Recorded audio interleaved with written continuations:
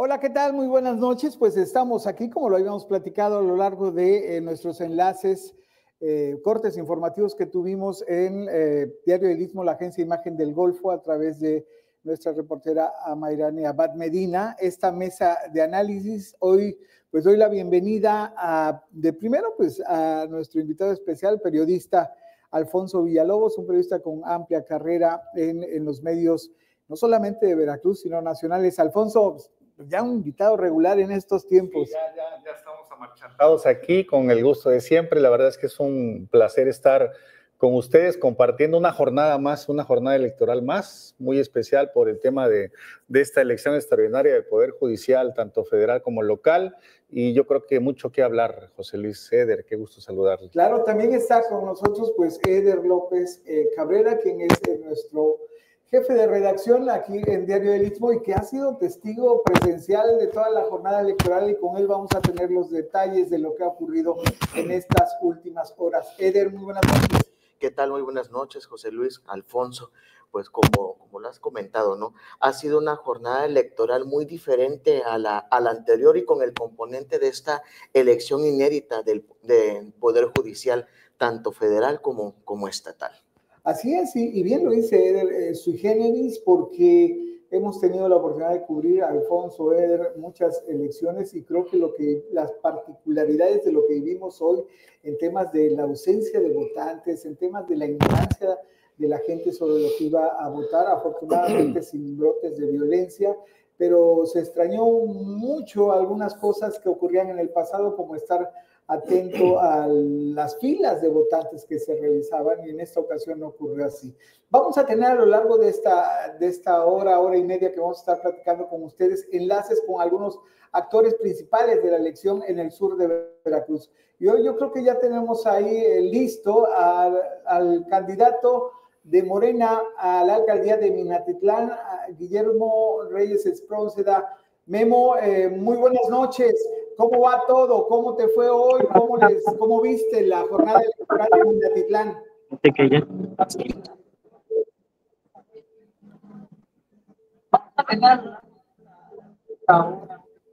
¿Me escuchas, Memo?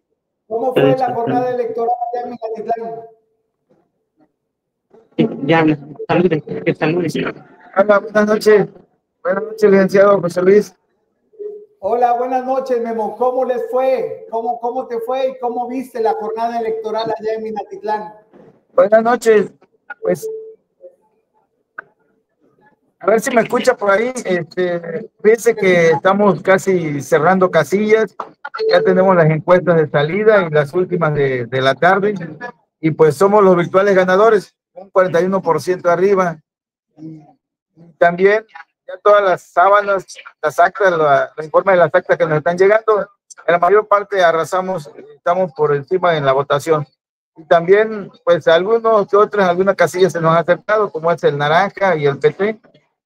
Vamos muy bien, y ya por eso también nosotros estamos dando a conocer que somos los virtuales ganadores en la contienda municipal aquí en Minatitlán. Memo, ¿cómo viviste la jornada electoral allá en Minatitlán?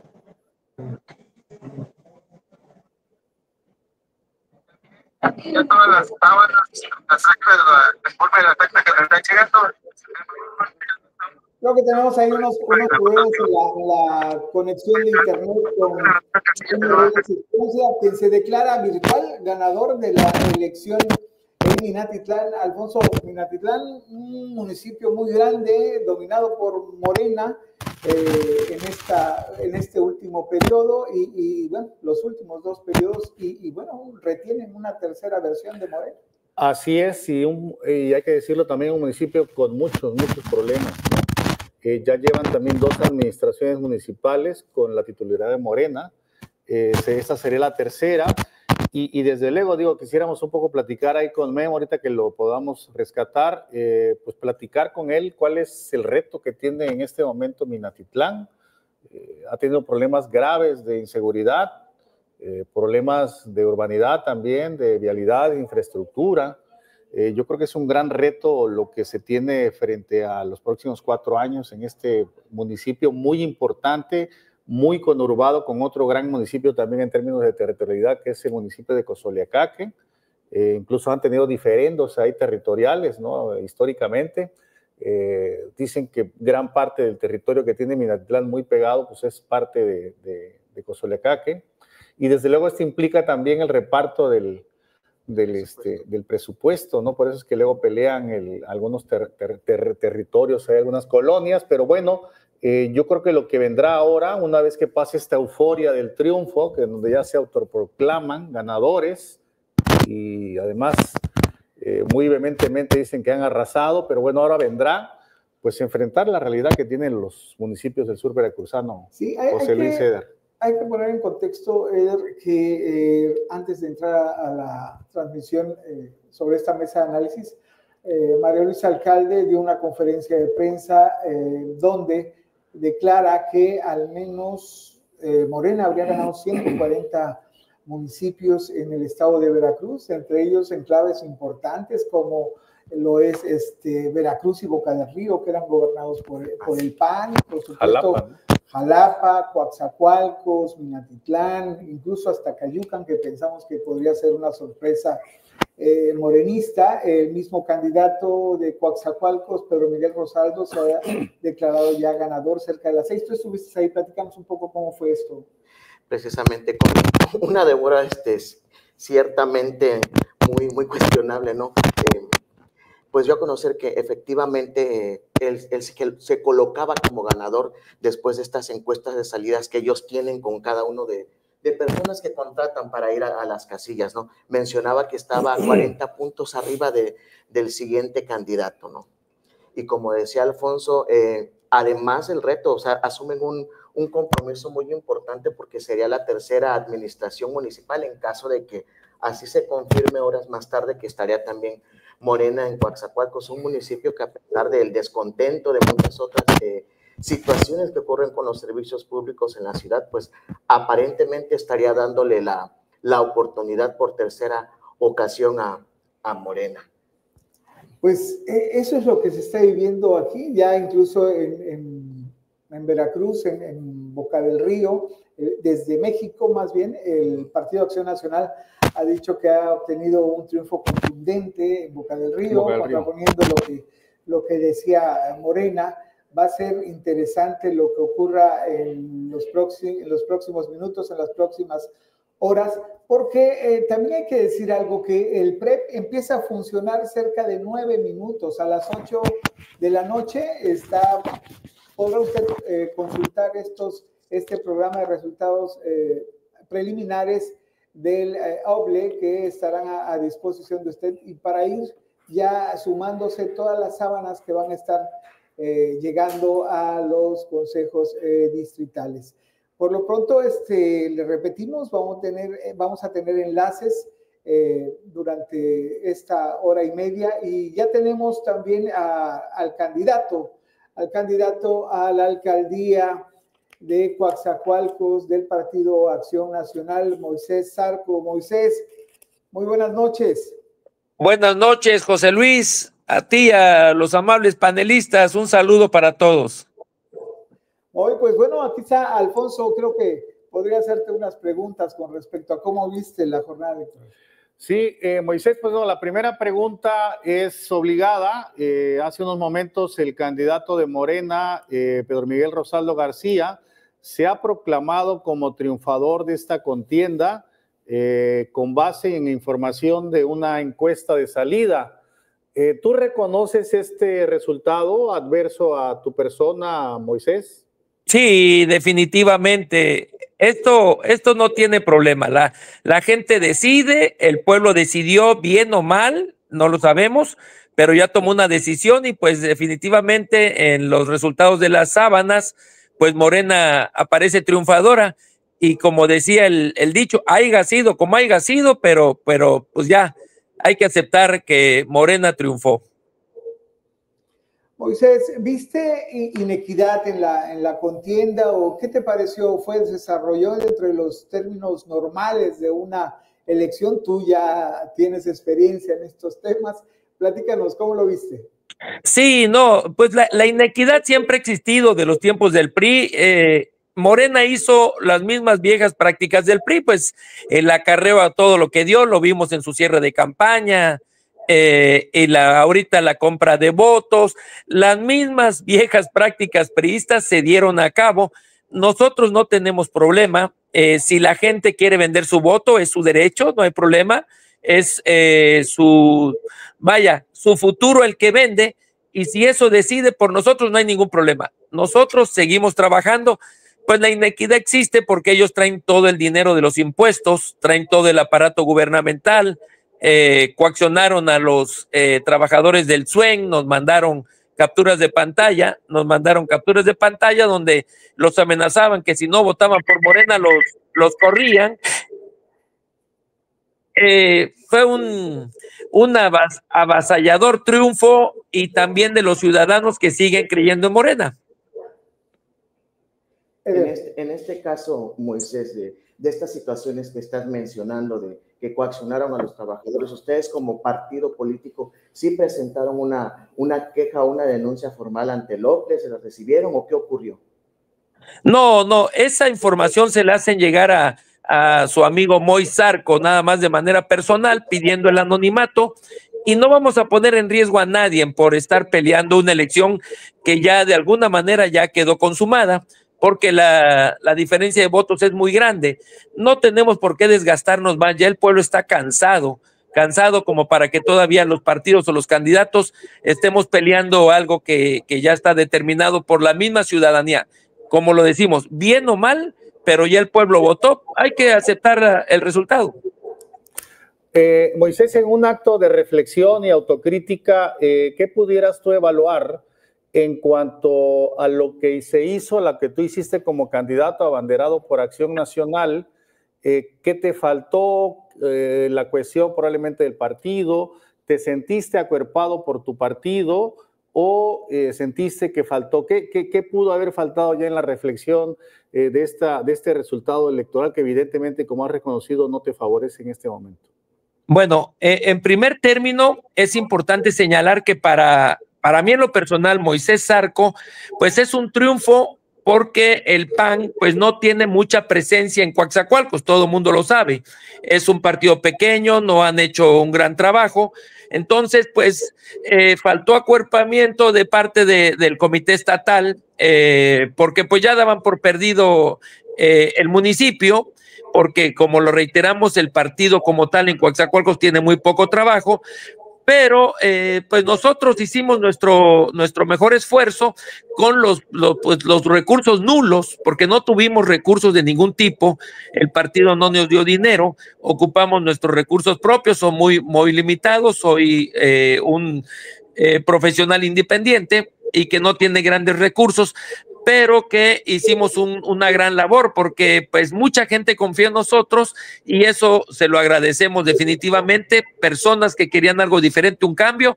y es lo que nosotros vemos como realmente un triunfo, porque esta es mi tercer contienda.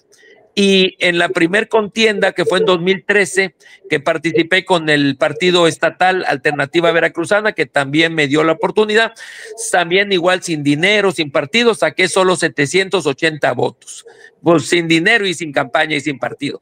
En 2021 fui candidato por otro partido estatal que también me dio la oportunidad, Unidad Ciudadana, sacamos 730 votos y hoy, 2025, tuve la oportunidad de que el Partido Acción Nacional me permitiera ser su candidato y pues ya tenemos un par de miles de votos, que eso quiere decir que llevamos un gran trabajo, que seguimos avanzando y que pues más adelante vamos a seguir teniendo la oportunidad pues para tratar de cambiar las cosas, porque como todos sabemos, Coatzacoalcos está herido de muerte y necesita realmente una transformación.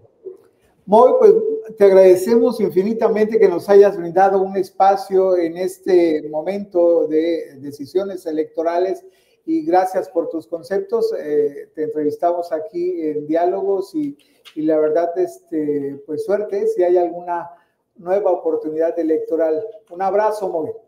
Gracias a ti, José Luis, Alfonso, a los panelistas. Y sí, en 2027 tendremos otra oportunidad electoral y ahí vamos a estar presentes. Muchas gracias a ustedes, a sus amables seguidores. Que tengan buenas noches. pues ya está el primer anotado para el 2027.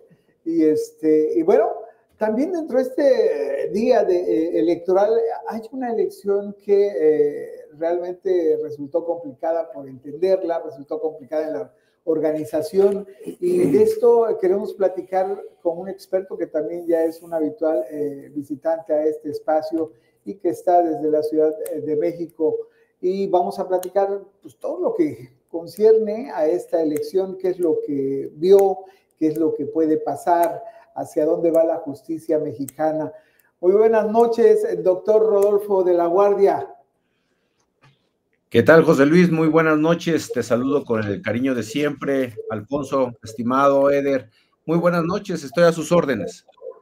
Pues, Rodolfo, una elección del Poder Judicial inédita, inusitada, en muchos aspectos, digamos, negativos. De entrada, por la ignorancia que precedió a la elección, la desorganización en términos pues electorales, y por otro las violaciones jurídicas que estuvieron ocurriendo quizá como nunca en esta elección del Poder Judicial. ¿Cuál es tu primer acercamiento a lo que viste hoy?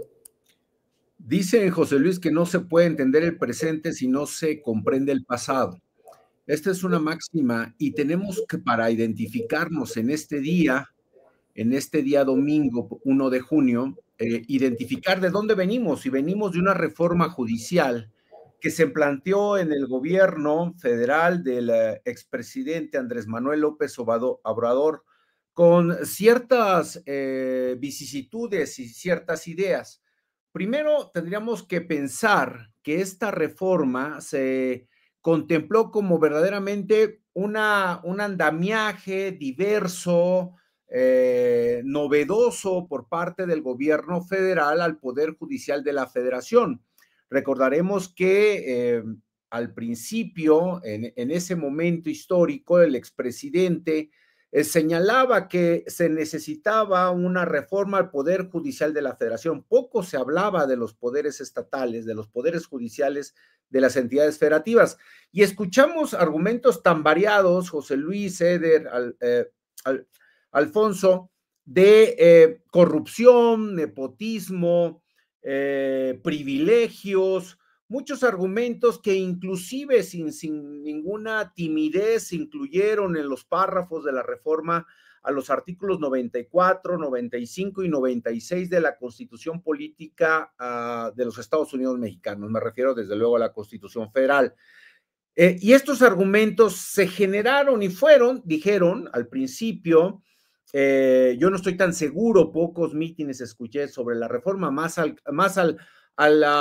finalizar la contienda electoral, de que uno de los puntos principales de esta nueva administración federal era el cambio o una reforma integral al Poder Judicial Federal. Y se vinieron este tipo de argumentos. Desde luego esto se fortaleció con la elección y con la obtención escuchaba al candidato del PAN a la alcaldía de mi tierra de Coatzacoalcos, decía, haya sido como haya sido, se consumó este ejercicio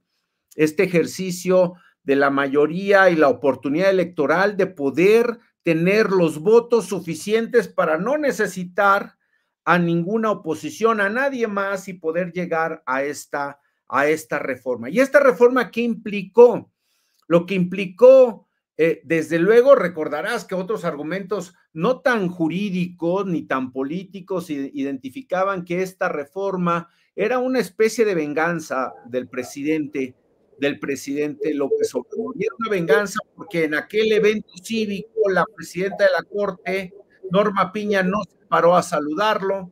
Era una venganza porque se han concedido desde el Poder Judicial de la Federación suspensiones provisionales que evitaban el cumplimiento de algunas leyes federales que eran emblemáticas. Se paralizó la oportunidad de que el expresidente pudiera ya generar cambios estructurales a través de esta medida tan bondadosa de la suspensión provisional y definitiva del amparo. Pero más allá de eso, hoy estamos en una fecha histórica. Solo Bolivia y México, como ya se ha explorado en muchos investigadores, muchos académicos, solo Bolivia y México han podido generar o designar, elegir a sus jueces a través del voto popular. Ojo, dije elegir a través del voto popular, no significa que otros países hayan destituido cortes y designado jueces de forma política. Es decir, Bolivia y México han hecho un proceso justo, democrático y legitimado, identificaba ya la designación de jueces. Y sí, muy complicado esta legitimación que nos dicen, tenemos la mayoría por 30 y tantos millones de votos en la votación federal y como consecuencia tenemos la oportunidad de hacer estos cambios estructurales. La pregunta hoy, los vengo escuchando desde el inicio de estos diálogos, el diario mismo, saludo a la familia Barajas, en el contexto de Robles, en el contexto de identificar y de establecer claramente cuál va a ser la votación, el porcentaje de votación. Tú decías, José Luis, ¿puede ser un fracaso? Pues sí, porque si nos están hablando de un 10%, un 15%, tal vez de un 17%, en una forma más optimista, pues sí, estaríamos hablando de un 17% de un padrón electoral de casi 99 millones de electores, lo cual no es algo menor para lo que se nos viene sugiriendo, que es destinar a los elementos, a las personas. No recordemos que en una república como la que vivimos, el Poder Judicial es uno de los poderes autónomos del Estado. Es decir, que prácticamente estamos eligiendo a quienes nos van a representar, a quienes van a aplicar la justicia a través de este método representativo con tal vez un 15%.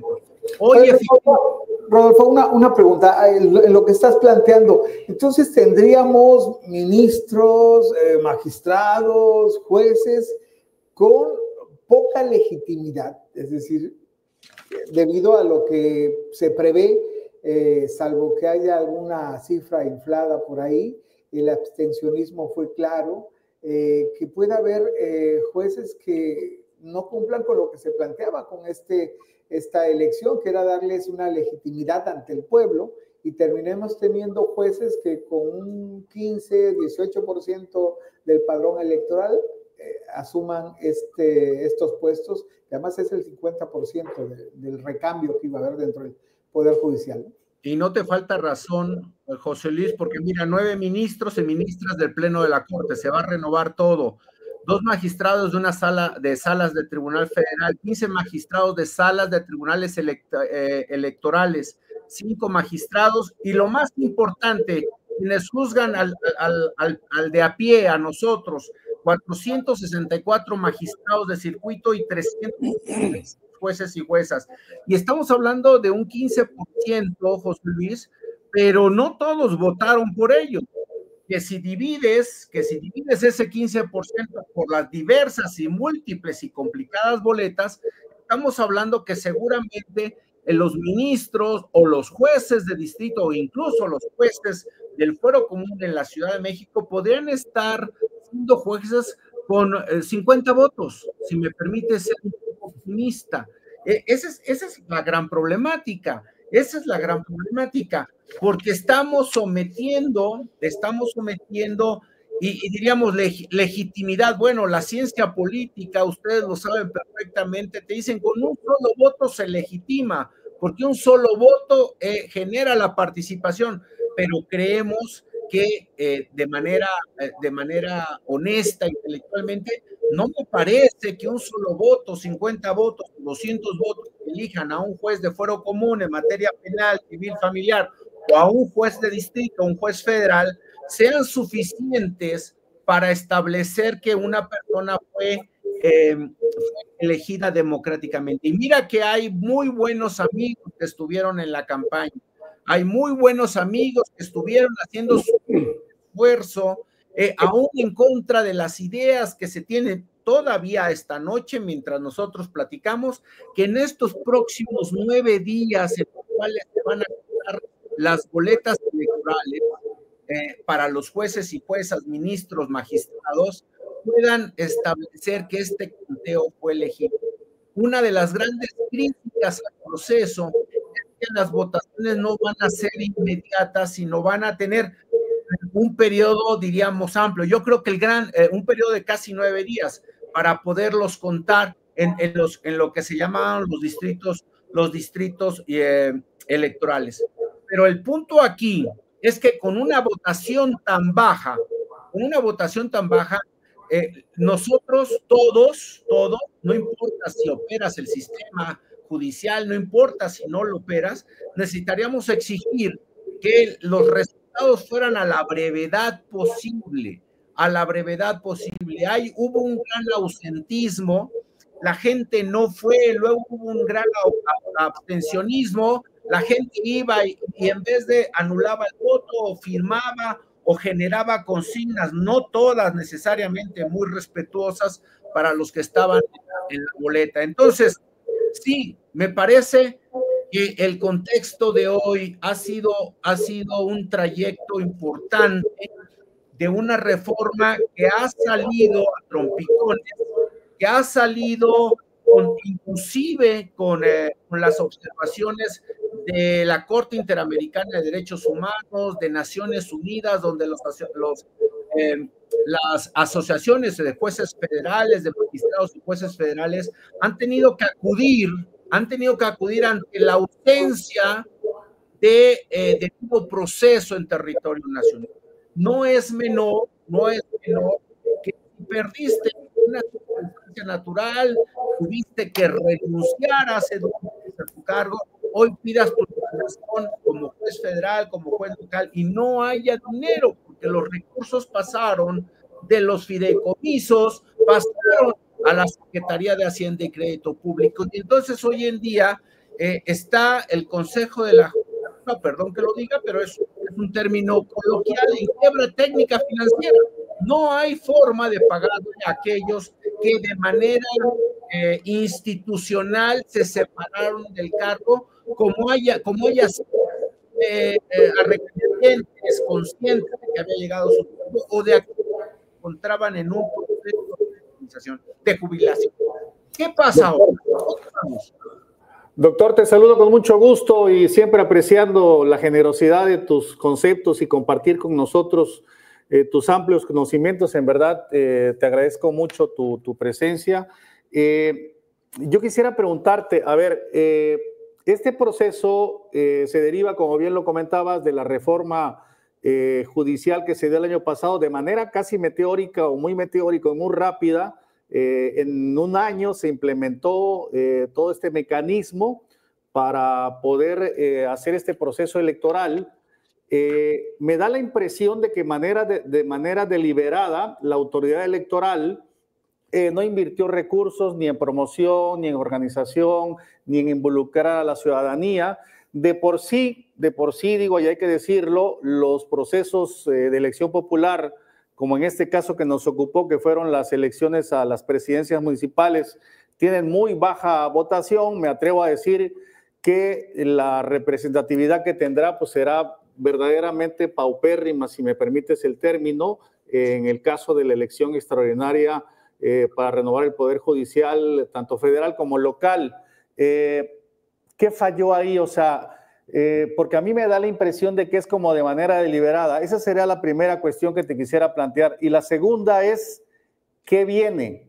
¿Qué nos espera? Porque hay también bajo la sospecha de que ante esta apertura y esta popularización para lograr la representatividad del Poder Judicial, pudieran haber infiltraciones incluso del crimen organizado. Siempre se ha comentado esto.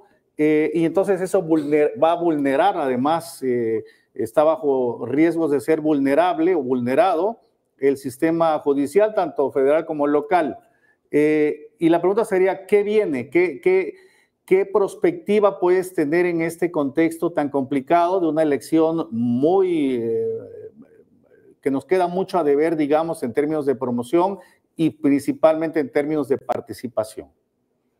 Sí, como siempre, querido Alfonso, te mando un abrazo a la distancia.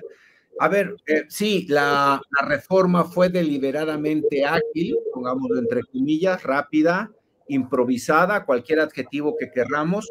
Recordarán todos ustedes y quienes amablemente nos siguen que el INE pidió una prórroga para poder organizar la elección y esta prórroga no se le concedió. No se le concedió, inclusive pidió recursos. El INE estableció un tope de campaña y a través de un acuerdo general tuvo que modificar los topes de campaña para poder permitir algunas cantidades adicionales de dinero. Sí, me parece que no se tomó con toda la responsabilidad necesaria, el hecho de permitir que esta elección fuera una elección ejemplar. Si ya estábamos con una reforma constitucional, si ya estábamos en este andamiaje nuevo, nos guste o no nos guste, criticable o no, lo cierto es que la forma en la que se ejecutó, la forma en la que se aplicó, se implementó, no fue la idónea, partiendo de la premisa de que hasta el último momento los candidatos no sabían cuáles eran las reglas del juego. Hasta el último de los momentos los candidatos no sabían qué podían y qué no podían hacer. El INE y las organizaciones electorales estatales ponían freno a ciertas actividades que de manera honesta, a ver, los jueces, las personas juzgadoras no son políticas, no son personas políticas, son personas a las cuales les reconocemos algún conocimiento especializado. En muchas ocasiones estas personas son profesionalizadas en un sistema en el cual les dijeron y crecieron siendo personas demasiado prudentes, no estando en medios, no teniendo redes sociales, y en 2 meses tuvieron que salir a hacer lo que nunca imaginaban. Me parece que esa improvisación, ojalá, pero creo que esa improvisación va a costar en el nuevo ejercicio. Afortunadamente, hay un número muy importante de personas candidatas hoy electas que vienen ya del Poder Judicial. Yo no tengo nada en contra de los estimados litigantes, de los investigadores, de los académicos que podrían aspirar a ser jueces fuero común o fuero federal. No tendría ninguna crítica sobre eso, pero lo que sí me preocupa es el ejercicio ya no de administrar una oficina como lo es un juzgado, sino el de saber aplicar el derecho y saber verbalizarlo y poderlo establecer. La segunda pregunta que dices, estimado Alfredo, es el tema, ¿qué nos espera? A ver, el diagnóstico de esta reforma es un diagnóstico incorrecto, porque se nos dijo que por la corrupción, el nepotismo, las canonjías, los beneficios, los privilegios, los jueces tenían que irse, todos, unos en este primer bloque y los otros en 2027. Esto también es importante. No estamos cambiando absolutamente todo el Poder Judicial, sino el 50%. Bien, excepto la Corte, que la Corte sí se va completa y regresan 9 y se reduce su número. Pero el punto aquí es, efectivamente, hubo mucha crítica a los comités de evaluación, a los perfiles, a la idoneidad, a las personas que hoy todavía estuvieron en la boleta y que pudieran tener algunos antecedentes, perdón, ya ni siquiera antecedentes de delitos contra la salud o de delincuencia organizada, sino de antecedentes de violencia intrafamiliar, pensiones alimenticias, deudores alimenticios, delitos cometidos con el tránsito de vehículos. A ver, todos somos seres humanos y podemos de manera culposa participar en un evento delictivo. El contexto es, ¿qué va a pasar? A ver, se nos ha dicho que llegarán algunos perfiles ya revisados, pero también uno de los elementos, estimado Alfredo, es el Tribunal de Disciplina. El Tribunal de Disciplina es una figura que se escinde del Consejo de la Judicatura. Desaparece el Consejo de la Judicatura y se genera un órgano de administración, recursos materiales, recursos financieros y por otro lado un órgano de disciplina, es decir, cómo te estás comportando tú juez, cómo te estás comportando tú magistrado, no solamente en el contexto de tus resoluciones, que esto es muy criticable. Recuerdan que en las reformas decían, ahí en una línea muy chiquita, el contexto de poder sancionar a aquellos que no estuvieran conforme, no solo a la letra de la ley, sino a una interpretación diversa. Entonces, ¿qué va a pasar? ¿Qué podría pasar en este aspecto específico? El Tribunal de Disciplina va a tener que tener, y ustedes y nosotros, los litigantes, los académicos, la sociedad, las víctimas, los asesores, poner el ojo en la calidad de las resoluciones, en la calidad de los debates, en la calidad de las decisiones y de las audiencias que estos nuevos jueces locales y federales puedan establecer. Y segundo, el tema de la infiltración es un tema muy sensible. A ver, uno de los puntos importantes de la carrera judicial de jueces y magistrados lo era el hecho de que estas personas juzgadoras iban ascendiendo en un concurso judicial. El mérito, el que llegaba a coser el expediente, el que llegaba a sacar la fotocopia, ascendía a oficial secretario, luego a secretario y podría ser juez y de ahí a magistrado. Esa era la aspiración y ese filtro iba generando una serie de embudo. Claro, somos seres humanos y no todos estaríamos en un contexto de aspiración o de limpieza total. Desde luego que hay personas que desvían su camino. Pero ahora, a partir de ahora, creo que se van a acabar. El 1 de septiembre toman protesta estos nuevos jueces, aquellos que hayan sido electos y los ministros y los magistrados. Y el 2 de septiembre se van a acabar los pretextos de puerta giratoria, se va a acabar el pretexto de privilegios, se va a acabar el pretexto de juez corrupto, se va a acabar el pretexto de juez que se alineó a uno u otro despacho.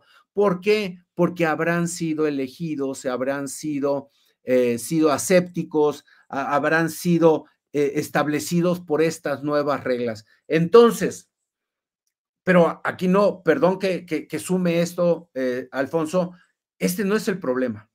Este no es el problema. El problema es que van a llegar a los juzgados la misma calidad de investigaciones del Ministerio Público, la misma ausencia de seguimiento de los asesores en favor de la víctima, la misma ausencia de acompañamiento en la calidad de las investigaciones. Entonces, esto que con mi querido José Luis hemos hablado ya por décadas, en muchos cafés, nos hemos tomado todo el café habido y por haber ahí en Coatzacoalcos, seguirá siendo el problema, porque los jueces no investigan, los jueces resuelven una controversia en cuanto a una investigación específica. Entonces, mucho me temo, y no estoy descubriendo el hilo negro, que el 2 de septiembre seguirán habiendo desaparecidos, seguirán habiendo autos de no vinculación, seguirán necesariamente habiendo amparos, a menos de que entremos en un ejercicio de tiranía total, donde el teléfono rojo sustituya al debido proceso. Rodolfo, ya para despedirnos, damos la bienvenida también aquí a esta mesa de análisis al periodista Gerardo Enríquez Aburto, que también es un asiduo visitante en estas épocas electorales a esta mesa de análisis y tiene para ti una pregunta. Muy buenas noches y gracias por acompañarnos. Gracias, maestro José Luis, gracias al maestro Alfonso, al compañero Eder López Cabrera. Y bueno, doctor Rodolfo de la Guardia, un destacado jurista de Coatzacoalcos, hijo del siempre bien recordado don Rodolfo de la Guardia. Mi pregunta, ¿fue usted a votar este domingo por la elección de jueces y magistrados? Y la otra, ¿si llevó el acordeón o se lo sabía de memoria? Contesto la segunda primero y luego la primigenia. La segunda es, los acordeones como tales estaban, fíjense, eso es una línea delgada, extraordinaria. Los acordeones estaban permitidos. Lo que no está permitido es que el acordeón te lo llenara otra persona. Ese es el punto. Tú podías llegar con tu teléfono celular, con tu hoja, y ante la capacidad, a menos que sean los números de la lotería, no te los aprendes. y más con 9 boletas. Entonces, no era posible. Claro que estaban permitidos. Lo que no estaba permitido es que bajo la simulación de una enseñanza cómo votar, te dieran una hoja ya con números y con imágenes. Eso es lo que estaba, y eso es lo que generó tristemente el INE, generó medidas provisionales hace 48 horas, allá en la tierra, ya para. Mi respuesta muy clara, no voté. No voté porque no creo en el proyecto, no creo en el proceso. Creo que mi trinchera está en el ejercicio del derecho. Otros tendrán que preocupar que este derecho se aplique bien junto conmigo en la medida de mis debates, de mis defensas, pero no voté. Repito, tengo varios amigos en las boletas, pero no me sentí convencido en la forma en la cual se estableció este procedimiento, este proceso electoral. Por esa razón, aunque fui solidario con muchos amigos en la búsqueda de esa opción de vida, porque es una opción de vida el tener un trabajo, el tener una oportunidad de tener una adscripción, el ser legítimamente juez, persona juzgadora, me parece que las formas no fueron las correctas dentro de un Estado de Derecho. Rodolfo, pues muchas gracias. Como siempre, es un placer escucharte, los conceptos que tienes en términos de lo que es la justicia, la legalidad. Y bueno, esperemos tenerte pronto por acá en Coatzacoalcos y bebernos más café aquí con los compañeros periodistas. Un abrazo a todos, extraordinario esfuerzo, mi reconocimiento y pues bueno, estoy a las órdenes las veces que sean necesarias. Abrazo a todos y muy buenas noches. Buenas noches. Saludos. Y bien, pues siguiendo con esta mesa de diálogo, hoy ha estado usted siendo testigo de los enlaces que realizó nuestra compañera Mayrani Abad, y una de las periodistas que dio, la verdad, le agradezco mucho a nuestra compañera Laura Morales, porque fue muy puntual en todos sus enlaces, siempre con la experiencia, con la claridad de la información, y hoy está ella acompañándonos allá en la zona conurbada Veracruz, Boca del Río, donde hay sorpresas, pues no, digamos, de cierta manera, para los que vemos la política, sí las hay, después de un control absoluto del panismo en esta zona conurbada. Vemos los primeros resultados, ya hay declaraciones de Morena en ese sentido, y también en el PREP, pero me llama mucho la atención aquí, Laura, ojalá y nos pudieras comentar cómo estuvo la participación, 30.17% de participación ciudadana en el puerto de Veracruz. Adelante, Laura. ¿Qué tal? Es un gusto estar con ustedes. Muy buenas noches. Y bueno, pues estoy aquí afuera de lo que es el organismo público local electoral en el municipio de Veracruz, muy cerca de lo que es el malecón. Y bueno, sí, ya hubo pronunciamientos por parte de las candidatas aquí en la zona metropolitana, Veracruz, Boca del Río. En el caso de Veracruz, como bien mencionas, bueno, pues se pronunció ya Rosa María Hernández Espejo como pues virtual ganadora de esta contienda electoral. Estuvo acompañada de Berta Malpica, quien es la abanderada de Morena también para el municipio de Boca del Río. Y en ese sentido, como comentas, bueno, los resultados preliminares pues están también dando el triunfo hasta el momento a Morena. En el caso del municipio de Veracruz, incluso 2-1, lleva una amplia ventaja. Ya están llegando aquí las casillas a lo que es este organismo público local electoral. Voy a hacer un paneo.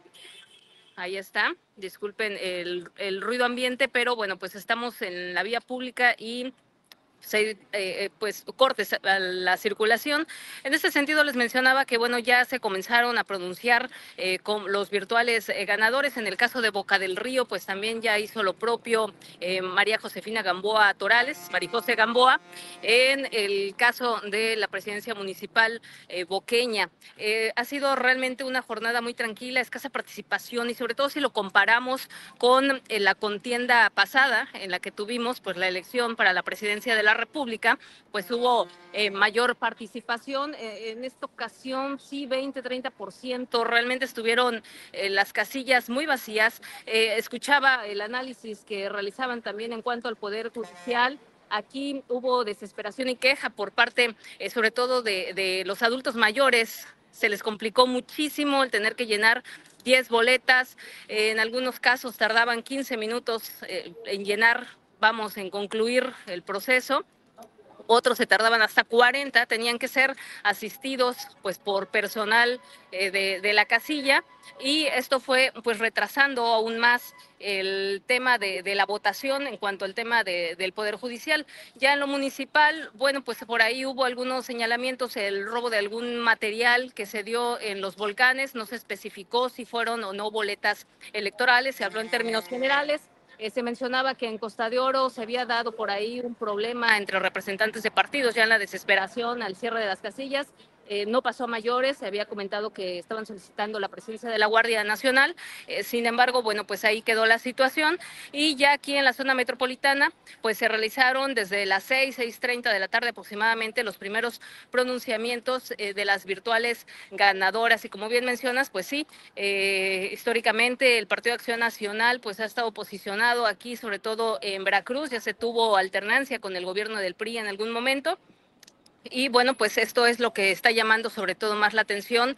En Boca del Río, bueno, pues se menciona todavía que por ahí están con estos pronunciamientos, y podría ser a favor del Partido Acción Nacional, pero en el caso de Veracruz, pues de acuerdo a los primeros resultados, los preliminares, pues se menciona que Morena lleva la ventaja y bastante amplia. Incluso aquí con estos llegada de las casillas, y ya para no extenderme tanto y permitirles darles la voz. Laura, Con esta llegada, perdón, de las casillas, bueno, pues se ha notado también esta tendencia. Adelante. Sí, Laura, una pregunta. A ver, en tu experiencia como periodista, el análisis que pudieras decirnos de dos puntos que llevaron al panismo a la derrota en el caso de Veracruz. Si tuvieras que significarlo, bueno, ocurrió por esto o por esto, ¿qué mencionarías? Hubo mucho abstencionismo y mucha participación. Quienes fueron a votar en esta ocasión, igual que cuando fue para presidente de la República, fueron muchos adultos mayores. Hay que recordar que también fue un sector que durante las elecciones anteriores pues contribuyeron también y respaldaron al partido de Morena. Aquí en el caso de la zona metropolitana, bueno, pues se mencionaba, y algunos quienes han conocido, estos gobiernos panistas, en su momento, cuando ahí algunos candidatos pues cambiaron de partido político, ya no, para no entrar en tanta polémica, pues consideraban que pues los iban a seguir respaldando, porque sin importar el partido en el que estuvieran, pues habían hecho un buen trabajo. Sin embargo, bueno, pues en esta ocasión el comportamiento, la tendencia, la inclinación, pues ha ido cambiando, y bueno, pues hasta el momento sí, realmente es muy amplia la ventaja que lleva Morena respecto al PAN. Laura, pues muchas gracias por este enlace y por el extraordinario trabajo que realizaste a lo largo del día para el corporativo Imagen del Golfo. Estamos pendientes. Un abrazo. Muchas gracias a ustedes. Buenas noches. Pues ahí está la voz de Laura Morales, una cobertura extraordinaria que realizó durante todo el día. Y Alfonso, te pregunto, ¿termina la era yunista ya azul, ya con toques guindas en Veracruz principalmente?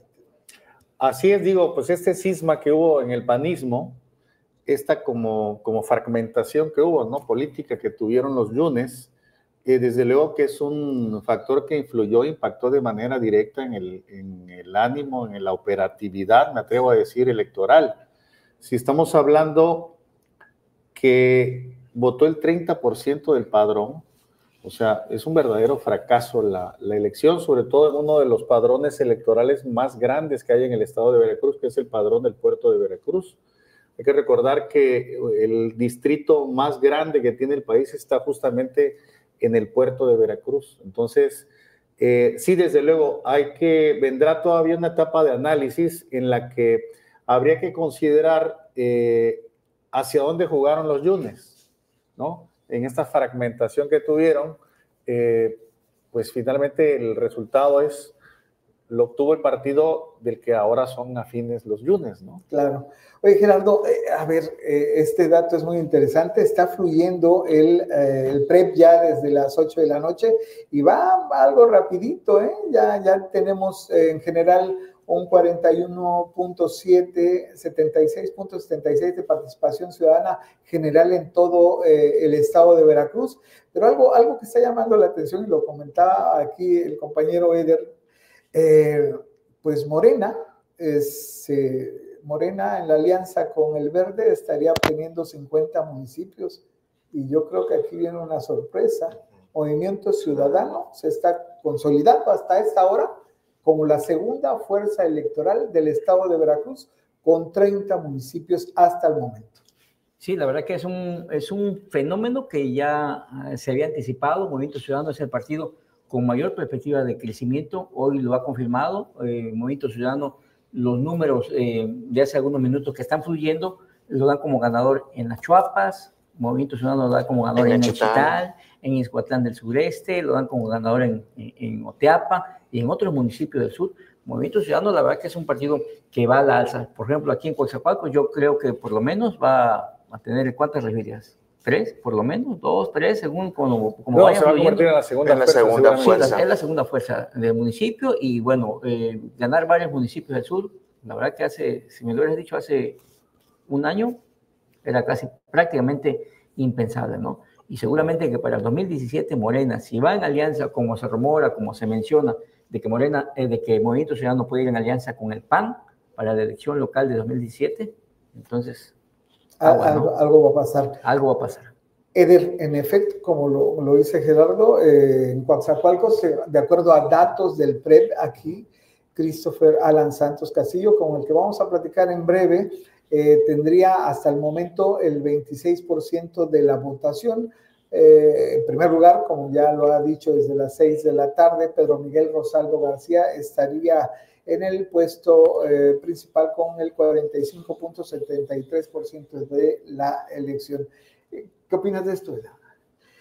Pues definitivamente se están cambiando los colores en lo que va a ser la próxima comuna, ¿no? Es indiscutible el triunfo de Morena, pero creo que también esto debería significar pues una revisión de qué está ocurriendo al grado de que un partido que ha tenido una regiduría en los anteriores procesos, pues esté creciendo en la elección. Ahí tendrán que analizar qué estará provocando Movimiento Regeneración Nacional, que sin duda está generando, pues, bueno, estos resultados que ya tienen actualizándose, que son 27% ya para Movimiento Ciudadano, pues refleja parte de un descontento, aunque ellos no lo quieran mencionar de esa manera.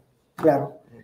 Alfonso, 37.44 de participación ciudadana en Coatzacoalcos hasta el momento. Por el momento. Y yo creo que se va a mantener, ¿no? O sea, lo vimos desde la mañana cuando estuvimos haciendo los recorridos a la apertura de las casillas fue las 8 de la mañana, 10 de la mañana, y tuvimos la oportunidad de hacer un recorrido con Gerardo Enríquez, y pues empezamos a percibir, digo, ya por también la experiencia que tenemos de procesos electorales que hemos cubierto desde hace muchos años, nos damos cuenta de eso. Bueno, si no sale la gente antes de la hora de la comida, ya muy difícilmente después de la comida puede haber una afluencia considerable. Claro. Y fue lo que sucedió, digo, no falló. Yo creo que se va a mantener esta tendencia, probablemente llega al 40% de la participación total, lo cual desde luego va a significar un retroceso en términos de participación. Yo creo que tiene que moverse a la reflexión de qué está pasando, por qué la gente no se interesa en votar, por qué cada vez hay menos sentido de pertenencia en términos de participación social, de ejercer un voto, ¿no? Creo que todos los partidos y las autoridades y la ciudadanía en general se tienen que hacer ese planteamiento. En la elección pasada, el 2021, votó el 51.49%, 51 más 1, 49% no votó, y se consideró una elección, digamos, regular, moderada, ¿no? Pero bueno, si estamos hablando en este momento de que pudiera haber votado menos del 40%, como lleva esta tendencia, pues desde luego son 12 representa puntos, 12, 13 puntos porcentuales menos, ¿no? representa, insisto, un grave retroceso. Un mensaje muy fuerte de la ciudadanía. Algo está pasando, ¿no? Algo está pasando, la gente no quiere participar. ¿Por qué no quiere participar la gente? Porque no confía en la autoridad electoral, por desidia, porque dice, bueno, aunque vote no va a pasar nada, ¿por qué el ciudadano no está yendo a votar? Y sí vemos, ¿no? Hay muchos electores, miles de electores, pero en redes sociales, ¿no? En el Face, ¿no? Bueno. Ahí que es como el tribunal de quejas, ¿no? El Face, pero ya en los hechos, en la realidad, hoy la triste realidad es el 37%. Sí, por ejemplo, teníamos ya el contacto con el candidato en Izhuatlán, Raúl González. Raúl González, sí. No va a poder conectarse porque el señor ya está festejando. Ya está en una caminata de la victoria. Creo que hay tendencias que van a ser irreversibles, decía Nanchital, a pesar de lo que ocurrió con este candidato que tuvo que dejar la contienda. Parece que el trabajo realizado por la autoridad municipal no respaldó al candidato y está siendo a lo mejor otro de los municipios que se pintará de color naranja. Y de acuerdo a estos resultados que muestra el PREP aquí en Coaxacualcos, pues es un 48%, quiere decir que un 58% no votó. Entonces, verdaderamente el gran ganador de esta elección es el abstencionismo, ni siquiera el partido o el candidato que va en la delantera, ¿no? Yo creo que ese es un punto muy, muy importante que hay que resaltar. Creo que por lo que nos está mostrando el PREP, vendría siendo una de las elecciones con menos porcentajes con menos participación ciudadana, ¿no? Que esto debe incitar a la reflexión a todos los candidatos, a todos los partidos, de qué es lo que están haciendo tan mal que no fueron capaces de poder convencer en estos 4 años que tuvieron para prepararse, el hecho de incentivar más la participación ciudadana. Y es un terrible mensaje a la democracia en muchos sentidos. No solo por lo que se ha vivido en la elección del Poder Judicial. Hoy precisamente coincidíamos los 4 en la casilla donde llegó a votar la gobernadora Rocío Nale y nos, un poco en broma decíamos que era la casilla donde más gente había, ¿no? En su mayoría reporteros, ¿no? Reporteros, funcionarios estatales que llegaron a acompañar y también funcionarios de alguna entidad pues que transita aquí en Coaxacualcos, como la directora del ITESCO, que por cierto pues tiene el don de la ubicuidad, porque lo mismo puede aparecer como representante de Morena en un órgano electoral, el hombre, como también puede ser directora del ITESCO y como también puede ser acompañante de la gobernadora a la votación, ¿no? Pues esos superhéroes nada de esos que no, pero además en el ITESCO no ha cambiado nada, además cambia el color, ¿no? Así también igual el PRI, igual cuando estuvieron el PAN y el ITESCO. Bueno, pero ese es tema aparte, ¿no? Sí, ha sido un termómetro del partido en turno, la verdad, ¿no? que sí, pero sí, algo hay que hacer.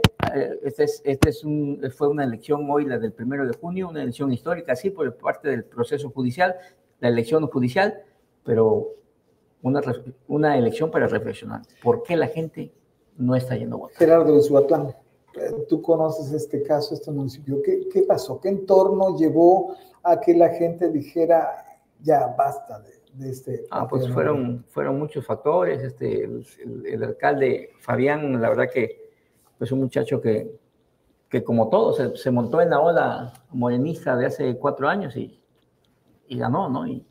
Y de ahí perdió el rumbo, perdió el piso. Izhuatlán con bastantes problemas. Digo, es un pueblo pequeño, pero muy politizado además.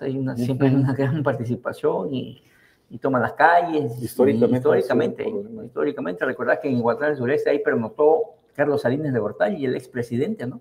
Históricamente fue ahí donde pernoctó en una noche en la casa del entonces alcalde, creo que era Benjamín o su hermano Noé. No, creo que era su hermano Noé, ahí en la casa de Noé González López. Hoy la esposa de Noé, doña Lourdes Cruz, fue la candidata del PRI.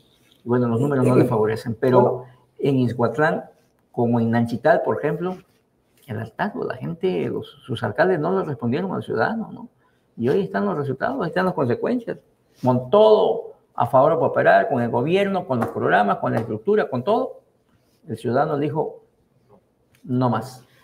Y pareciera también que en Texistepec sí permeó lo que ocurrió con la candidata de Morena, ¿no? Porque hasta el momento el PREP arroja que quien está a la cabeza, de acuerdo a este conteo, pues es la candidata del PT, Julicia Millán Díaz, y posteriormente es Gladiola Ambrosio Gabriel, quien quedó en sustitución de la candidata de Morena por esta situación en la que perdió la vida.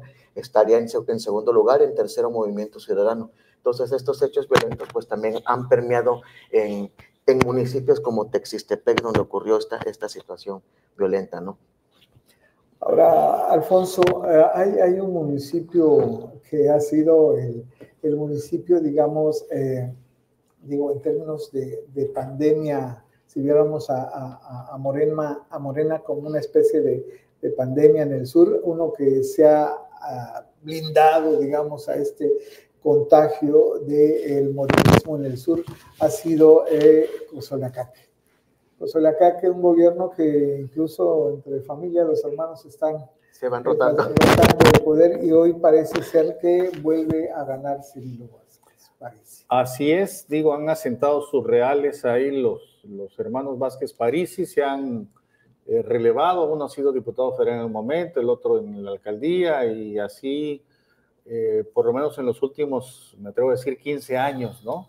Han estado rolando Pero bueno, lo que comentábamos, ahí en Cozoleacaque, pues desde luego también se mide y se evalúa el rendimiento que ha tenido el ayuntamiento, el gobierno, en esta proximidad que ha tenido con la comunidad, que ha sido buena en términos de asistencia, en términos de infraestructura. Se ha trabajado bien en términos de, hay que recordar que Cozoleacaque es un municipio muy, muy grande. De hecho, el aeropuerto mismo está en territorio de Cozoleacaque, no es ni de Cuatza ni de Mina. El tecnológico de Minatitlán. También el tecnológico, y todas las colonias que están atrás del tecnológico también pertenecen a Cozoleacaque. Entonces es un municipio muy grande, tiene un área rural también muy importante. Y bueno, han trabajado, han hecho diseño de políticas públicas municipales muy exitosas, y el resultado pues es ¿no? Ya, estamos viendo, Alfonso, Gerardo, Eder, estamos viendo en la pantalla los datos de la elección de acuerdo hasta ahorita en el PREP. Estamos viendo casi un 4-1, 3-1 en en el caso de Cozoleacaque, en el Cirilo Vázquez Parisi. Quien más se le acerca por ahí puede ser Morena, con 2.729 votos. Estamos hablando 5-1. 4-1, casi 5-1, ¿no? Sí, casi 5-1. 5-1. La verdad que es una victoria aplastante. No, el 75%. 75%, sí. Oye, fíjate, José Luis y compañero del panel, fíjate, en el caso de Texistepec, hoy los números le dan ventaja según los resultados. Los primeros le dan ventaja a la maestra Julicia Millán, del candidato del PT. Y la maestra Julicia Millán era la esposa del alcalde Saúl Reyes Rodríguez. El alcalde que fue, exalcalde, ya había dejado de ser alcalde, fue asesinado en diciembre del año 2002. Su presunto homicida o actor intelectual, Domingo Domínguez Flores, que está también relacionado con la muerte de la candidata de Morena, Yesenia Lara Gutiérrez. La fiscalía le imputa también ese crimen. Y entonces, Yesenia era la que se perfilaba como ganadora, la finada se perfilaba como ganadora. Pasan los hechos del domingo 11 de mayo y ahora matan una suplente, la finada Yesenia, hay una suplente por ahí, y la que resulta, que los números favorecen es a la maestra Julisa, que era la esposa del finado Saúl. Saúl. La verdad que una historia ahí. Sí, lo intrincado que resulta luego el comportamiento electoral, ¿no? A ver, la pregunta para ustedes, ¿la violencia inhibió que la gente saliera a votar? Eder. Pues por los resultados que estamos viendo en el PREP, en el caso de Texistepec, sí pienso que ahí la violencia fue un importante factor que limitó que quizás Morena estuviera encabezando las preferencias antes de asesinato que hubo con su candidata. Pero no, Alfonso, no hay ya un desgaste de la figura del político.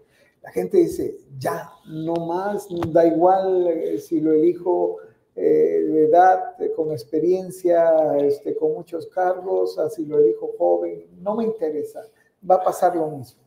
Sí, la verdad es que, digo, yo no sé qué es lo primero que ha pasado, no me queda muy claro, creo que es un tema para el análisis del entorno político y el ánimo electoral, pero desde luego, o sea, la retórica le ha ganado en el discurso a la propuesta, ¿no? Entonces encontramos discursos muy oficialistas que de manera eufórica pues hablan acerca de la prolongación de este movimiento, ¿no? Y por otro lado una oposición que no es proactiva ni progresiva, ¿no? Y finalmente una ciudadanía que no alcanza a escuchar porque lo que se pueda plantear no tiene un mecanismo adecuado para hacer llegar la propuesta de manera eficiente al electorado. Y por lo tanto no hay un criterio de decisión de interés que despierte el interés de la ciudadanía para acudir al voto. Y además, hay que decirlo también, algunos segmentos particularmente son más desinteresados del proceso electoral, en este caso, lamentablemente los jóvenes. Los jóvenes entre los 18 y los 28, 30 años son los que menos votan, ¿no? Digo, tú como académico lo platicábamos, ¿no? Yo le tomo el pulso a esa parte. Que hay gente que no sabía, estudiantes que no sabían que había elección de entrada, pues mucho menos iban a saber por qué iban a votar. De ahí para abajo dices, oye, ¿saben que va a haber, que ya están preparados para votar? Dicen, ¿a poco va a haber elecciones? Pues sí, ¿no? Entonces ya no puedes preguntar si conocen a los candidatos, ni mucho menos si saben de las propuestas, ni nada, porque ni siquiera traen en su radar la proximidad de un proceso electoral. Gerardo, es irreversible quizá el triunfo de Pedro Miguel Rosaldo. ¿Qué viene para Coatzacoalcos con el gobierno de Pedro Miguel? Bueno, lo que tiene que venir, y seguramente lo acaba de mencionar él en la rueda de prensa, tiene que venir de entrada una completa evaluación. Digo, a partir de mañana Coatzacoalcos se va a dividir en dos: un alcalde en funciones y un alcalde electo. Seguramente que muchos van a aplicar la de muerto el rey, viva el rey, ¿no? Entonces, yo creo que... ¿Y podrán coexistir estas figuras? Yo creo que sí, yo creo que sí tienen que coexistir, y son del mismo partido, pertenecen a lo mejor al mismo equipo político, y tendrán que coexistir. Seguramente que a partir de mañana viene, lo decía el candidato de Morena hace rato en rueda de prensa ahí en el búnker de la avenida Ignacio de la Llave, de que va a venir una revisión, un análisis, una evaluación, y que ya comienza a trabajar. Coatzacoalcos ya no puede esperar más tiempo, tiene que meterle ganas. Obviamente que va a entrar en funciones pues hasta el 1 de enero, ¿no? Pero yo creo que ya viene el proceso ya de revisión de lo que va a venir para Coatzacoalcos, de lo que requiere Coatzacoalcos, ahora sí no una manita de gato, sino una mano de león, ¿no? Un zarpazo de tigre, ¿no? Lo que requiere Coatzacoalcos. Sí, Eder, estuviste en varios frentes durante esta campaña. Desde tu punto de vista, ¿en qué fallaron los candidatos que van abajo ahorita en la elección?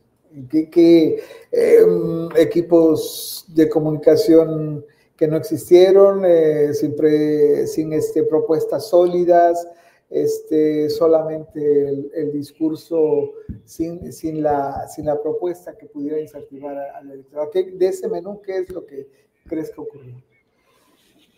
Creo yo que en el caso de algunos candidatos lo que les falló también es la estructura, el equipo del que se rodearon para poder hacer llegar de manera eficiente las propuestas al electorado, ¿no? Otros me parece que se pusieron nada más como una comparsa, otros se enfocaron su propuesta era enfrascarse en evidenciar los errores que tiene el gobierno en turno. Entonces, creo que también ese tipo de guerra, de estarse tirando unos a otros, fue lo que también hizo que el electorado también se cansara y no le diera definitivamente un voto de confianza a estas otras opciones que hay aparte de Morena. Bien, pues estamos tratando de hacer enlace con algunos candidatos, algunos actores de esta jornada electoral. Y ya tenemos en la línea aquí a Christopher Alan Santos, el gallo, quien fue candidato o es candidato todavía a la alcaldía de Coatzacoalcos por parte del Movimiento Ciudadano. Gallo, muy buenas noches.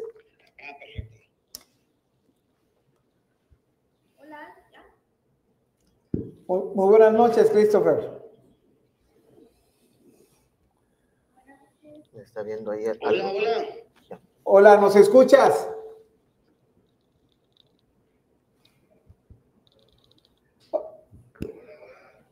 No nos escucha. Vamos a intentar establecer conexión en un momento con él. Es importante platicar, dado la actividad que está teniendo de acuerdo al PREP Movimiento Ciudadano aquí en Coatzacoalcos. En breve estaremos conectándonos con él una vez más. Pero bueno, Alfonso, a ver, hay un entorno que fue previo a la elección de este domingo. Jornadas en muchos municipios veracruzanos de violencia. De Sistepec aquí en el sur y en otros municipios, estamos hablando de cerca de nueve actores electorales que fueron víctimas. Aquí en Texistepec tuvimos pues, una candidata asesinada y otras 4 personas más. ¿Este entorno marcó las elecciones de Veracruz? Bueno, en el caso concreto de los municipios que han estado convulsionados desde hace ya mucho tiempo y de manera crónica, han estado en convulsión. Yo creo que sí, desde luego, sí ha influido. En el caso, por ejemplo, de este municipio de Sayula de Alemán, que siempre ha estado con sobresaltos, siempre ha estado en la línea de la ingobernabilidad. El caso de Texistepec, que también incluso ya no había regidores, había ido la tesorera, la síndica también había sido amenazada. En fin, o sea, desde luego, en esos municipios concretamente que estuvieron en la convulsión desde hace mucho tiempo, pero además históricamente, ¿no? Yo recuerdo que pues han asesinado, lo que comentaba Gerardo, se han asesinado a exalcaldes, alcaldes en funciones. Y entonces, esa zona que está sujeta ya no a intereses políticos, sino a intereses oscuros, intereses del crimen organizado, incluso que están ahí inmiscuidos por esta zona que resulta como de manera estratégica como paso obligado de cargas, como paso obligado de migrantes. Cruzan también los ductos que van desde la refinería hacia el poliducto que va hacia al altiplano, transportando combustible, y hay también actividades de huachicol en esta zona. Yo creo que esa parte ya, ese entorno tan complicado, tan complejo, tan altamente de riesgo, pues desde luego ya rebasa cualquier tema de participación ciudadana. Claro. Bien, pues vamos a tener aquí en la línea, o tenemos en la línea ya a Christopher Alan Santos Castillo. Gallo, muy buenas noches. Buenas noches a todos, amigos, ¿cómo están? Por ahí me decían que está el licenciado Alfonso, José Luis, creo que Eder, no sé quién más, pero un gran saludo para todos ustedes, amigos. Así es, Gallo, cuéntanos cómo viviste la jornada electoral y al parecer, hasta el momento en lo que va del PREP, Movimiento Ciudadano se está colocando como la segunda fuerza electoral en el municipio. Fíjate que estamos muy contentos porque ahorita está recibiendo resultados, recibiendo actas, recibiendo a nuestra gente que hoy pues decidió participar en este proceso apoyando a Christopher el Gallo y terminar el domingo, pues ya sabes, como RC, como representante de casilla, de partido, hemos ganado muchísimas casillas, estamos muy contentos. Estamos muy tristes por la baja pues afluencia en la votación, muy pues consternados porque lo que escuchábamos en la gente, en las colonias, era un sentimiento de querer participar para que las cosas cambiaran en su ciudad, pero desgraciadamente no salieron a emitir su voto. Pues bueno, ya vendrán la etapa de investigaciones, qué fue lo que pasó, pero nosotros vamos a ser muy responsables, estamos muy contentos porque Movimiento Ciudadano se mostró como la verdadera alternativa. Para unos que decían que éramos esquiroles y otros que decían que éramos prianistas, pues hoy se demuestra que ni una ni otra, ni esquiroles ni prianistas, porque bueno, planistas nos dicen los de un lado y los otros nos dicen esquiroles. Movimiento Ciudadano se muestra como la verdadera oposición en Coatzacoalcos y pues bueno, obvio, seguimos en este proceso de conteo y proceso de recepción de información, amigos. Christopher, dos preguntas. Si bien virtualmente los resultados no te han favorecido, pues esto representa un crecimiento gradual en los últimos procesos electorales del Movimiento Ciudadano. ¿Cómo evaluarías esto? Y la siguiente pregunta, ¿qué crees que te faltó para poder convencer a más electorado de votar por ti? Cuando se trabaja con el corazón, cuando se trabaja por el bien de la ciudadanía, creo que de manera natural tiene que haber crecimiento. No somos improvisados para decir voy a participar porque quiero ser alcalde nada más. Esto es un proyecto de verdad, un proyecto que está buscando consolidarse en el municipio, pero también en la zona sur, donde por cierto creo que se está confirmando el triunfo de varios municipios, donde también se confirma en el estado porque se posiciona ya como la segunda fuerza a nivel estado por encima del PRI del PAN, y donde ya tiene figuras en el caso de lo presidencial para el 2030. Es un proyecto, pero pues bueno, no me queda más que decirle feliz, contento, el crecimiento por supuesto, pero no podemos dejar pasar que este proceso no termina. Sería irresponsable de mi parte decir que gané, sería irresponsable de mi parte decirle a la gente que perdí. Lo único que le digo a la gente es vamos a defender voto por voto en cada casilla. ¿Por qué? Porque defendemos la voluntad de los ciudadanos que salieron a emitir pues una oportunidad de cambio. Hay gente que quiere seguir viviendo igual. Bueno, yo lo respeto. Lo que no respeto es que mis votos, los votos de la gente, pues en algunos casos llegaran a estar por ahí equivocados en el acta. Pero bueno, no estoy señalando, solamente diciendo que estamos en ese proceso. Ese es el proceso de crecimiento, esa sería mi respuesta. ¿Qué tal, Christopher? Te saludo con mucho gusto. Alfonso Villalobos de este lado, amigo. Te saludo con mucho gusto, con mi reconocimiento por tu participación en este proceso electoral. Y bueno, hemos estado hablando de esta reflexión de autocrítica que debemos hacernos todos los ciudadanos en su conjunto, particularmente los actores políticos y también la autoridad electoral. El tema de la baja participación, este franco retroceso que tuvimos de participación ciudadana en relación y en comparación con el rendimiento electoral que tuvimos en el proceso pasado. Creo que nos vamos a ubicar puntos más, puntos menos, sobre 45% de participación. ¿Qué nos está faltando? ¿Cómo hacerle llegar a la ciudadanía la oferta, la propuesta concreta, lo que mueva, lo que motive a la ciudadanía para poder acudir de manera con ánimo, con esperanza y con, digamos, el propósito de que las cosas pueden cambiar con el poder del voto? ¿Qué nos está faltando ahí, Christopher?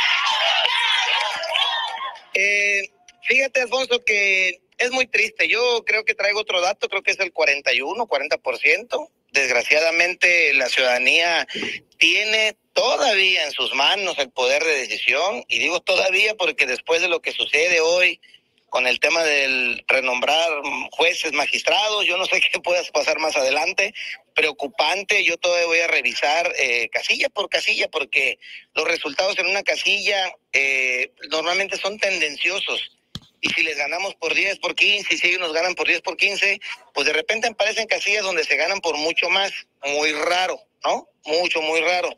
Pero bueno, ese será un proceso de revisión más adelante. ¿Qué falta?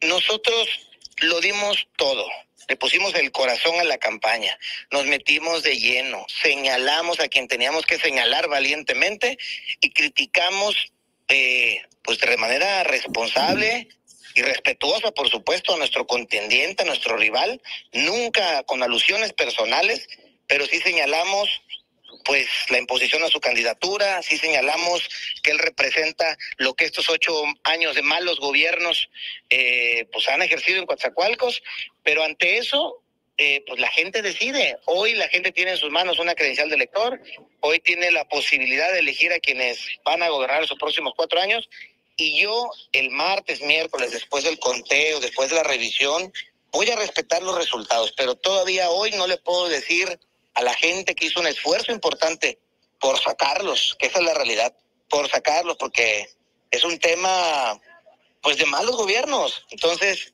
el candidato Rosaldo representaba eso, pero si la gente aún así quiso votar por él, pues bueno, yo el martes, miércoles, después del conteo, seré muy respetuoso del resultado y pues diré que la gente eso eligió.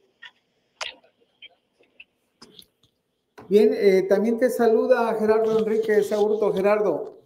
¿Qué tal, Christopher? Buenas noches, te saludo con gusto y bueno, reconocerte la participación que has tenido junto con tu partido Movimiento Ciudadano, que se colocan, bueno, como la segunda fuerza electoral en Coatzacoalcos y en la zona sur.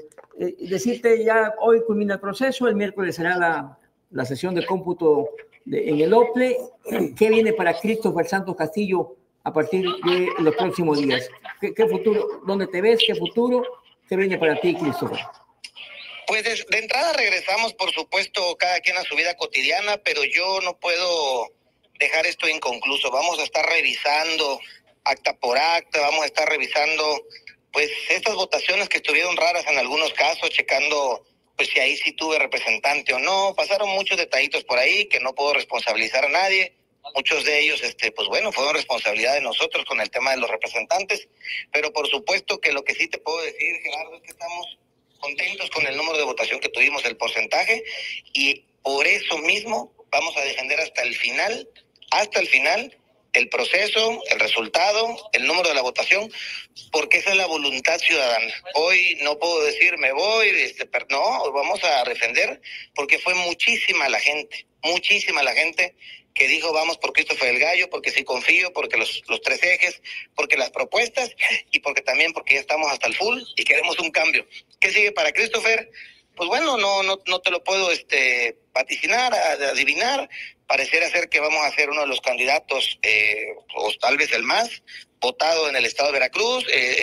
Yo le sigo sumando a mi partido. Yo no hay posibilidad de moverme. Esto es un proyecto. Seguimos firmes y seguiré empujando y apoyando a mi partido y también empujando y apoyando a la generación de gente que está dentro del proyecto. Hay más gente, hay más jóvenes y por supuesto que seguiremos dando la batalla porque Coatzacoalcos se merece mucho más. Este Coatzacoalcos que hablábamos de un nuevo Coatzacoalcos, por supuesto que lo sigo viendo, lo sigo soñando. Un nuevo Coatzacoalcos más seguro, más alegre, pero bueno, eso era si ganaba Movimiento Ciudadano. Ahora le tocará ¿no? En el caso de que el OPLE decida que esa es la votación oficial, pues bueno, le tocará a alguien más, ¿no? Christopher, ya para despedirnos, ¿afectó a Movimiento Ciudadano la votación del PRI? ¿Viste al PRI como un actor que pudo dividir el voto a tu favor y beneficiar a otro? Pues creo que hoy se vio reflejado que ya el PRI ya no es una opción. En el caso del estado de Veracruz, por supuesto, donde ya quedó muy por debajo. En Coatzacoalcos, lo que es un hecho es que Christopher el Gallo en esta elección, pues le dio paso a la jubilación del PRI. Y sí, los votos del PRI pudieron haber sumado, por supuesto, pero tampoco es pretexto. No logramos convencer a la gente, no logramos inspirar a la gente suficiente para que estuviera con nosotros, y ese será un sentido de reflexión que tendremos que hacer nosotros al interior del Movimiento Ciudadano. Pero yo me voy muy contento, yo sigo firme defendiendo voto por voto de cada persona y me voy muy contento porque la campaña nosotros la ganamos. Desgraciadamente la elección se gana el 1 de junio y es ahí donde ahorita estamos en el tema del conteo y bueno, ahí vamos a seguir pendientes. Un abrazo, Christopher, estamos pendientes. Saludos, Christopher. Un fuerte abrazo a todos, cuídense mucho, ahí estamos pendientes, nos vemos pronto. Pues un mensaje muy coherente, centrado, muy serio, muy haciendo los aspavientos luego de que nos hicieron trampa, de que vamos a revisar todo porque hubo algo. Yo creo que en términos reales es un mensaje muy centrado, muy equilibrado, ¿no? De mucha congruencia, ¿no? Con lo que está pues ocurriendo en el momento. Lleva 3 procesos electorales, sí, ¿no? Entonces también eso le da la fortaleza, le da la experiencia, le da la madurez también para aceptar y saber que los resultados no le favorecen. Claro. Eso lo hace aún. Y dejó entrever que no se descarta para otro proceso, porque dice que esto es parte de un proyecto. Entonces, ahí dejó, leyéndolo entre líneas, pues no se está descartando para los procesos que vienen adelante, que viene una elección intermedia y otra para alcaldías dentro de otros 4 años. Gerardo, ¿tienes algunos datos? Otro campanazo en Chinameca, gana el PRI, con un tecladista del pueblo que amenizaba las fiestas del pueblo.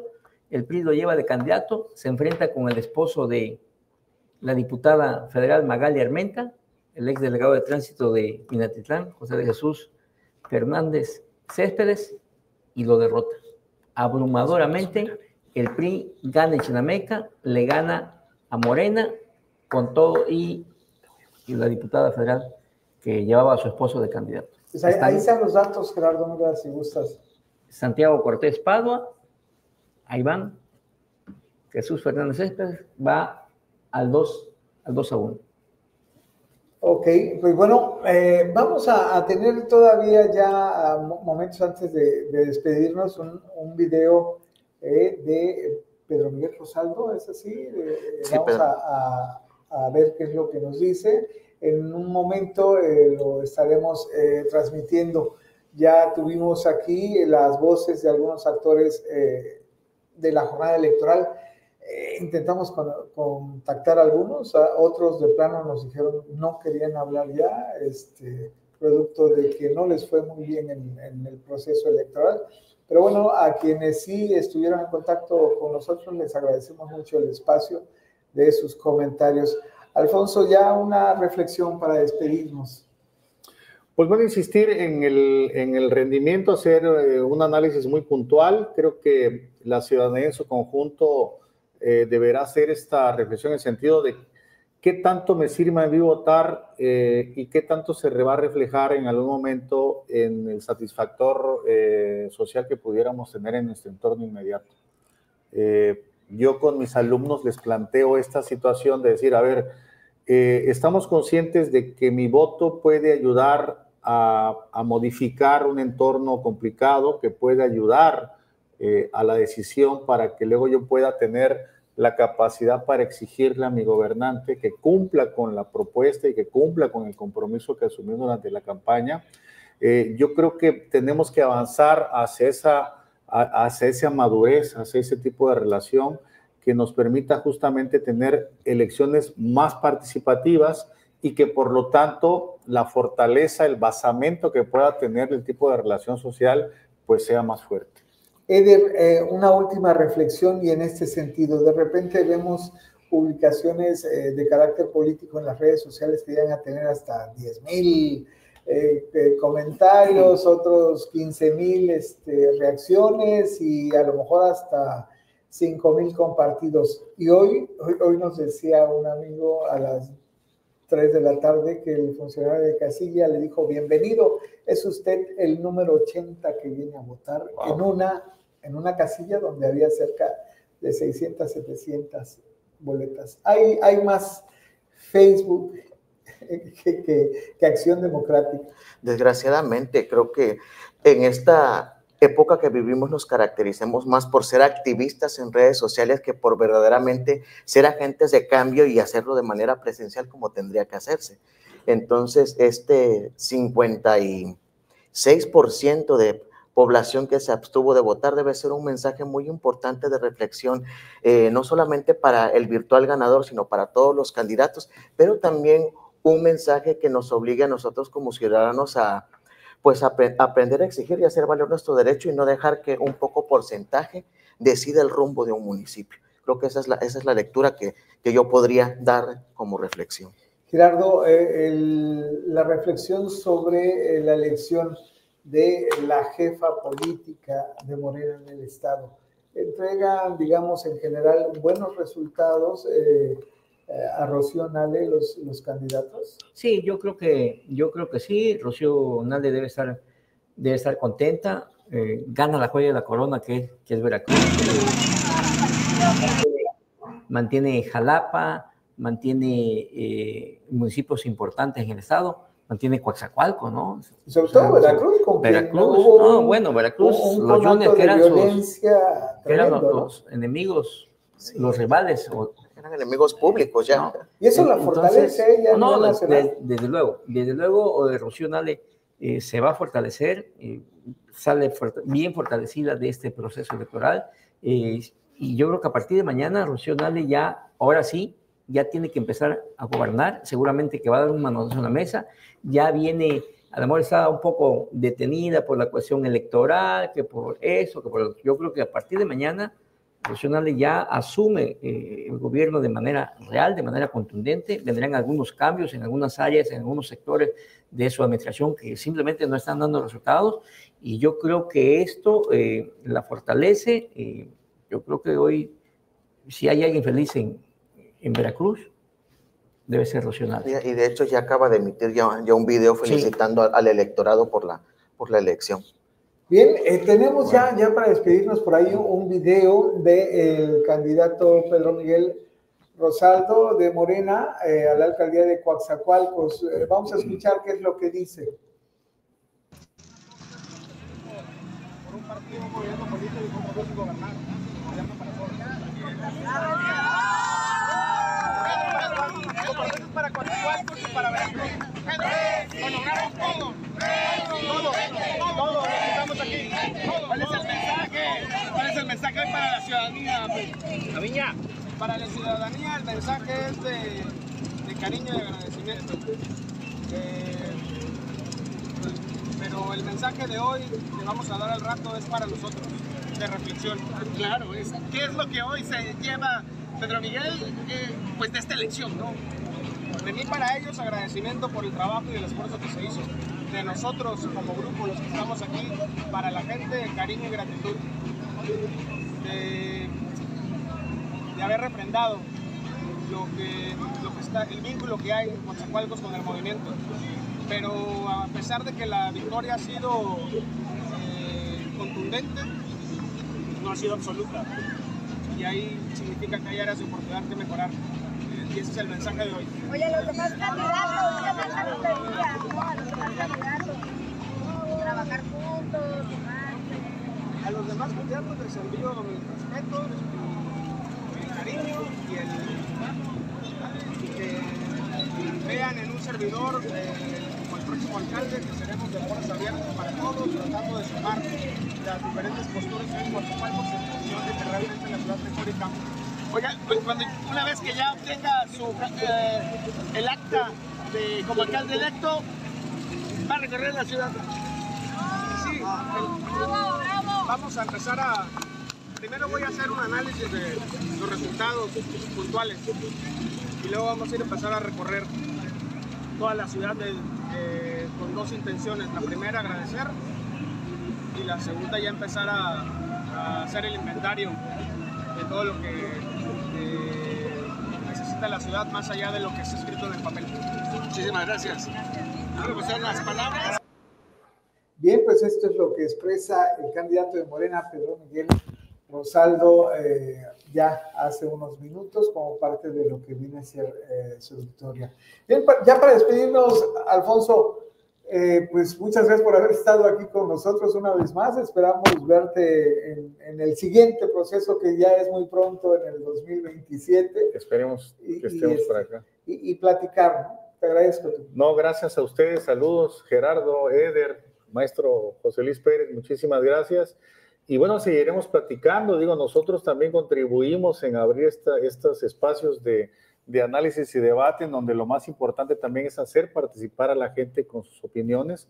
Creo que esa parte nos alimenta, nos nutre para poder tener más elementos de análisis y desde luego, bueno, también ser autocríticos en cómo también los medios de comunicación deben promover esta participación ciudadana.